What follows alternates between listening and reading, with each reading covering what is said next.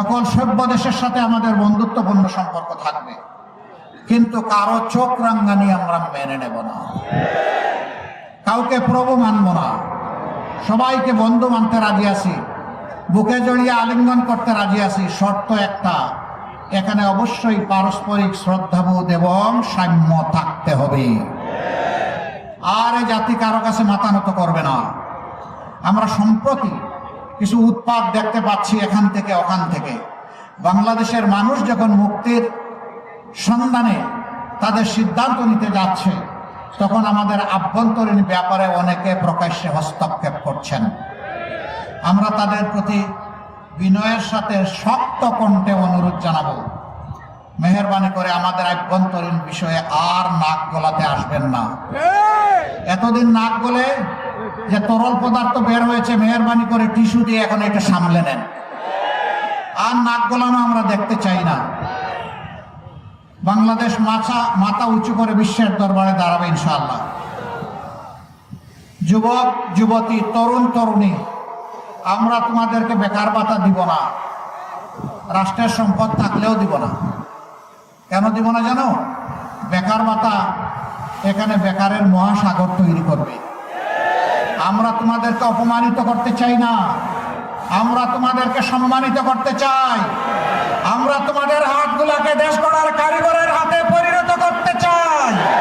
প্রত্যেকটি হাতে আমরা কাজ তুলে দিতে চাই। আমাদের তরুণ তরুণী, যুবক যুবকেরা কারো কাছে দয়ার বেকার ভাতা চায় না।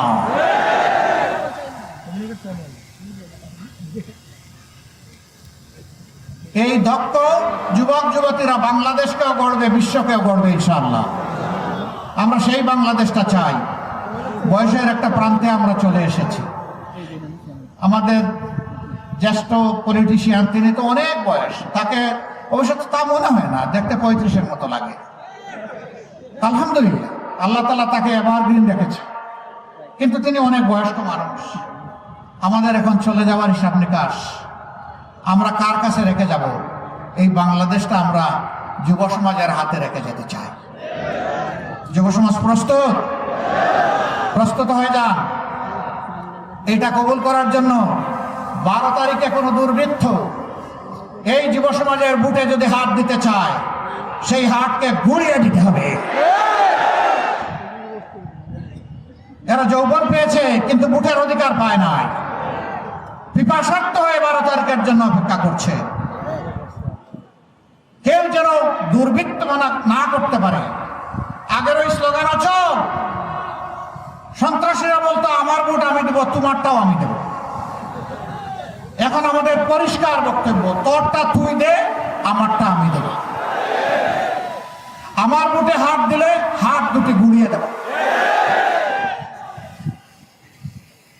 এই পাহারাদারের ভূমিকা পালন করতে পারবেন? সুরের মনে পুলিশ পুলিশ আওয়াজ দেয় বড় বড়, কিন্তু ধমক খাইলে ওই সরু গলি দিয়ে পালায় যায়। কেউ যদি ওই রকম আসে, ওদেরকে তাড়িয়ে দেবেন। বেশি খেদমত করার দরকার নেই, শুধু তাড়াই দিলেই চলবে। তারা যেন কারো ভোট নিয়ে কোনো ধরনের সামান্য কোনো সিনেমিনি খেলতে না পারে। সারা বাংলাদেশকে দল ধর্মের ঊর্ধ্বে উঠে ফুলের বাগান হিসাবে আমরা সাজানোর চেষ্টা করব ইনশাআল্লাহ। মানুষে মানুষে আর কোনো বিভক্তি, ভেদাভেদ আমরা আর দেখতে চাই না। আমরা দেখতে চাই আমরা সকলে মিলে আমাদের পরিচয়, আমরাই বাংলাদেশ।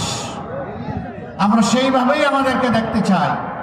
কেউ যদি আমাকে জিজ্ঞেস করে তুমি কে, আমার জবাব হবে আমি একজন বাংলাদেশ। আপনাদেরকে প্রশ্ন করে আপনি কে, আপনি বলবেন আমার পরিচয় আমি একটা বাংলাদেশ।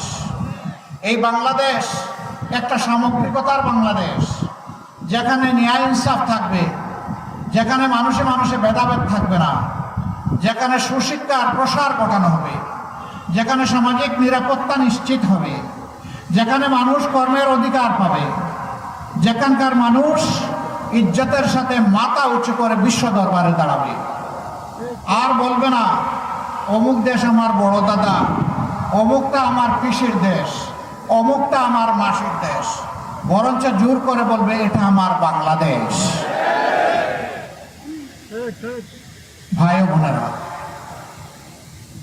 47 সালে আমরা প্রথমে স্বাধীনতার মুখ দেখেছিলাম না। এই অঙ্গীকার যারা আমাদেরকে দিয়েছিলেন লড়কেলেঙ্গে পাকিস্তানের স্লোগান দিয়ে, তারা তাদের দায়িত্ব সঠিকভাবে পালন করেন নাই। অনিবার্য হয়েছিল 71-এর মুক্তিযুদ্ধ। সেই মুক্তিযুদ্ধে বুক চিতিয়ে জীবন বাজি রেখে যারা লড়াই করেছিলেন, সামাজিক ন্যায় বিচার পাবো, সাম্য পাবো, এবং সেখানে সকল মানুষ আমরা মিলেমিশে উন্নয়নের অগ্রপথিক হয়ে রাস্তায় রাজপথে চলব। হয় নাই, পূরণ হয় নাই। রাজার ধর্ম পরে সমস্ত কাঙ্গালের ধন চুরি। যারাই রাজা হয়েছেন, আমাদের মতো ছোট ছোট মানুষগুলার ধন চুরি করে তারা ফুলে পেঁপে দৈর্ঘ্যে প্রস্তে সমান হয়ে গেছে। বিগত একটি সরকার বলেছিল আমরা বাংলাদেশকে উন্নয়নের মহাসড়কে উঠায় ফেলেছি। তারা বলেছিল বাংলাদেশ এখন উন্নয়নের রোল মডেল। তারা বলেছিল আমাদের দেশ হবে সিঙ্গাপুর এবং কানাডা। এগুলা তারা বলে না। ঠিকই তারা উন্নয়নের রোল মডেল করেছিলেন বিশ্বের কনসেপ্ট ধারণাকে পাল্টে দিয়ে। তারা রোডের বদলে কি ব্যবহার করতেন? আরো জুড়ে বলেন, কি ব্যবহার করতেন? বাঁশ।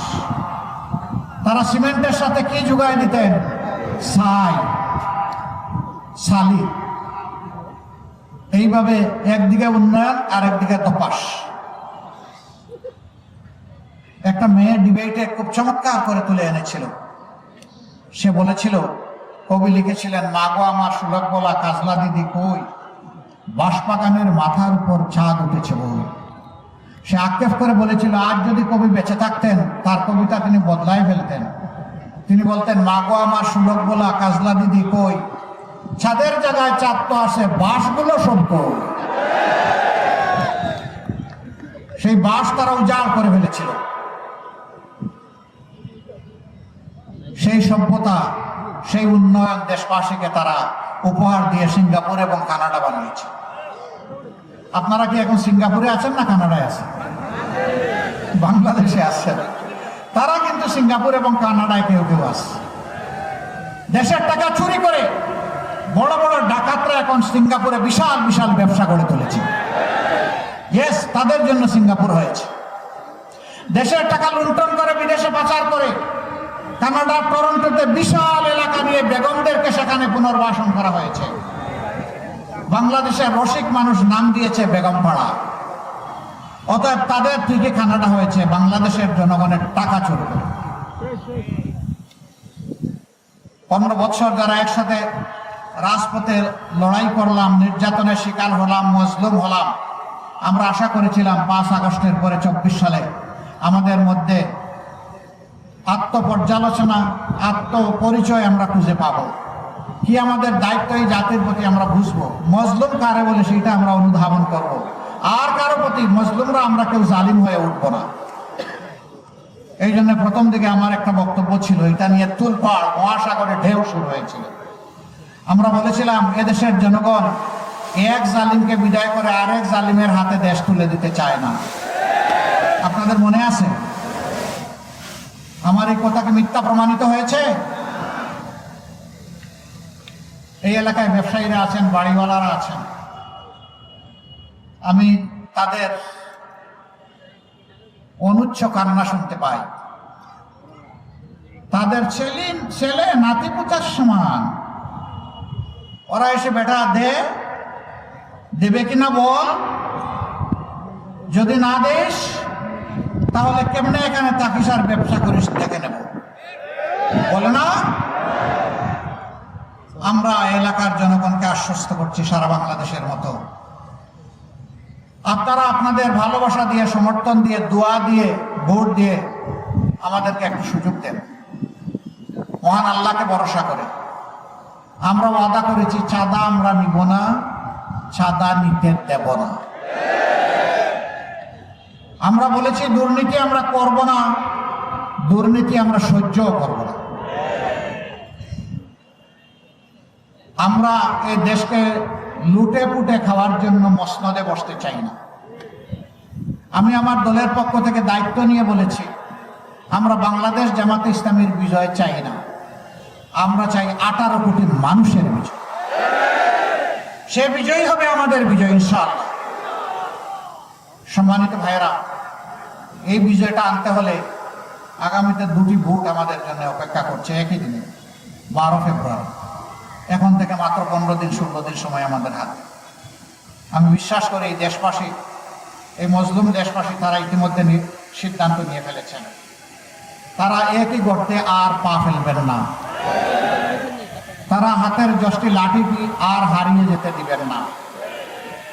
আগামী 12 তারিখ প্রথম ভোটটি হবে ইনশাল্লাহ আজাদির পক্ষে। হা মানে আজাদি, না মানে গুলামি। বলুন, গুলামি না আজাদি? গুলামি না আজাদি? অতএব 12 তারিখ প্রথম ভোটটি পড়বে ইনশাআল্লাহ হায়ের পক্ষে গণভোটে। আপনারা সবাই রাজি আছেন? সবাই রাজি? আলহামদুলিল্লাহ। কয়জন রাজি হইলে গণভোট পাশ করবে? প্রত্যেকটা মানুষের হা ভোটে ভোট নিশ্চিত করার জন্য আজ থেকে আমরা যুদ্ধে নামবো ইনশাআল্লাহ। মানুষকে বুঝাবো, হা বিজয়ী হলে বাংলাদেশ বিজয়ী হবে, হা পরাজিত হলে বাংলাদেশ পরাজিত হয়ে যাবে। আমাদের সন্তানরা তারা বলেছে জীবন দিব, জুলাই দিব না। আমরাও বলছি জুলাই শহীদেরা প্রয়োজনে জীবন দিব, তবুও তোমাদের সাথে দেওয়া কথা রক্ষা করবো ইনশাআল্লাহ। জুলাই কারো হাতে তুলে দেব না। জুলাই একটি মানুষের, জুলাই কারো একার নয়। আমাকে মাফ করবেন, আমাদের রাষ্ট্রের বর্তমান দায়িত্বশীল দেশের বাইরে একটা গুরুত্বপূর্ণ দেশে গিয়ে একজনকে বলেছিলেন তিনি মাস্টার মাইন্ড। সর্বপ্রথম আমি মুখ করেছিলাম যে আমি এটা মানি না। একজনকে যদি মাস্টার মাইন্ড বলা হয়, বাকি সমস্ত শহীদদেরকে আন্ডার মাইন্ড করা হয়। অতএব একক কোনো মাস্টার মাইন্ড এই যুদ্ধের ছিলেন না, 18 কোটি মানুষই মাস্টার মাইন্ড ছিল।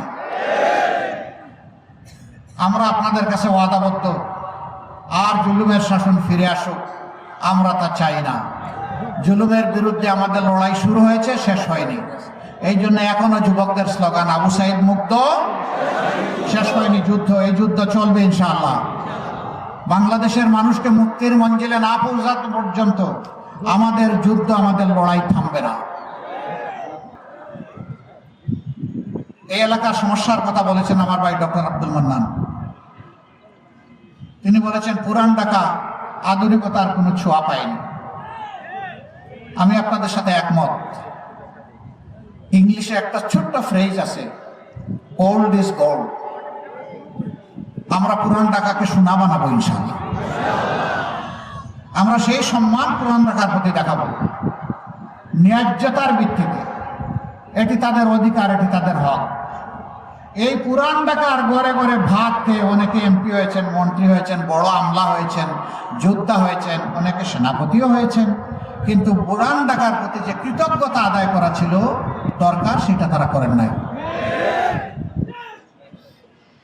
আমরা পুরান ঢাকার প্রতি সেই কৃতজ্ঞতা আদায় করার সুযোগ নেব ইনশাআল্লাহ। আপনারা দোয়া করবেন। আপনারা যে সমস্ত দাবি করেছেন এগুলো কোনো অন্যায্য আহামরি কোনো দাবি না, একেবারেই ন্যায্য দাবি।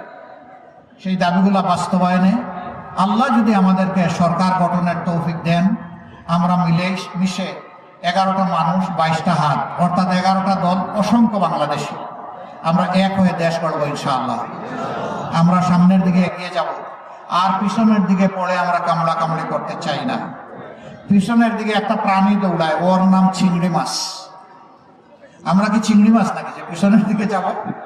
আমরা দৌড়াবো সিংহের মতো সামনের দিকে ইনশাআল্লাহ। যুবকদের শক্তির উপর ভর করে এই সমাজকে বদলে দেব ইনশাআল্লাহ। যুবকরা তোমরা তৈরি হয়ে যাও আগামীর দায়িত্ব নেওয়ার জন্যে। এবার দেখবেন আমাদের প্যানেল যুব নির্ভর প্যানেল, এই প্যানেলে বিপুল সংখ্যক যুবককে আমরা তুলে এনেছি। আগামীতে তাদেরকে নির্বাচিত করুন 12 তারিখ, ইনশাআল্লাহ এদের হাত ধরে বাংলাদেশ বদলে যাবে। রাজনীতিবিদরা জাতিকে পথ দেখাবেন, জাতিকে ন্যায় ইনসাফ উপহার দিবেন, আমাদের তরুণ যুব সমাজকে উপযুক্ত শিক্ষা দিয়ে ভবিষ্যতের জন্য চ্যালেঞ্জ মোকাবিলা গড়ে তুলবেন। শিশুদের মানসিক বিকাশে সার্বিক দায়িত্ব পালন করবেন। সারা জিন্দগি রাষ্ট্রকে, দেশকে, জাতিকে সেবা দিয়ে যারা বয়সের প্রান্ত সীমায় পৌঁছে গিয়েছেন তাদের দায়িত্ব নেবে রাষ্ট্র এবং প্রত্যেকটি মানুষের মর্যাদা এবং নিরাপত্তা নিশ্চিত করবে। এখানে কোনো জমিদার তৈরি হবে না, এখানে মিলেমিশে সকলেই জনগণ। কিন্তু দুর্ভাগ্যের বিষয়, আমাদের সম্মানিত জ্যেষ্ঠ রাজনীতিবিদ আক্ষেপ করে বলেছেন কোনো এক সময় তিনি তার পূর্বের দলকে তিনি আর মেনে নিতে পারেননি। সময় পেলে হয়তো তিনি খুলে বলতেন, আমরাও শুনতাম কেন তিনি মেনে নিতে পারলেন না। কিন্তু তিনি ইঙ্গিত দিয়েছেন, কিছু কিছু ইঙ্গিত দিয়েছেন। আমি সেদিকে যাচ্ছি না। বলছিলাম 54 বছরে পালাক্রমে যারা দেশ শাসন করেছেন তারা জাতির উপর ন্যায় বিচার প্রতিষ্ঠা করতে পারেননি, আবার বৃদ্ধ বনিতার অধিকার নিশ্চিত করতে পারেননি। তারা আমাদের সন্তানদেরকে সোনার সন্তান হিসাবে, খাঁটি মানুষ হিসাবে গড়ে তোলার কর্মসূচি নিতে পারেননি। যার কারণে আজকে আমরা দেখি সমাজে বিভিন্ন ধরনের বিপর্যয়, বিশৃঙ্খলা। আমাদেরই তরুণ সমাজের একটা অংশ তারা মাদকের সাথে সম্পৃক্ত, তারা বিভিন্ন সামাজিক অপকর্মে জড়িত। কেন? এর মূল কারণ হচ্ছে রাষ্ট্র ব্যর্থ হয়েছে তাদেরকে গড়ে তুলতে, তাদেরকে সুশিক্ষা দিতে। যেহেতু তারা তাদের শিক্ষার অধিকার পায়নি, তাই হতাশ হয়ে, ব্যর্থ হয়ে, ক্ষুব্ধ হয়ে তারা এখন সমাজের বিপক্ষেই দাঁড়িয়ে গেছে।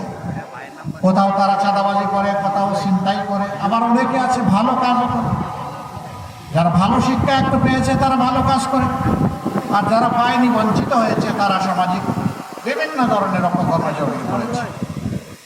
এদের জন্য আমাদের বড় দরদ লাগে, মায়া লাগে, কষ্ট হয়। এরা তো মানুষের সন্তান, এরা তো এদেশের নাগরিক।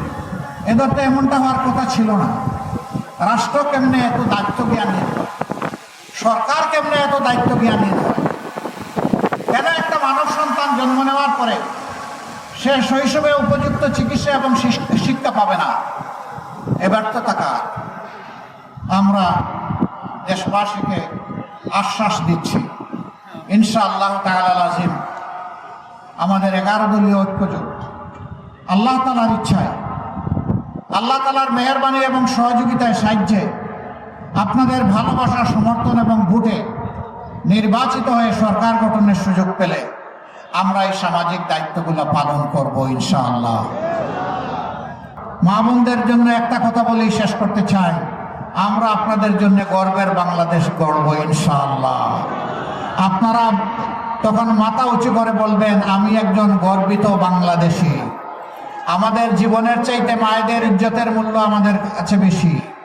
আমরা গৃহে, চলাচলে, কর্মস্থলে, সর্বত্র আমরা আমাদের মায়েদেরকে উচ্চকিত করব। আমি একটি আক্ষেপের কথা বলেই বিদায় নিচ্ছি।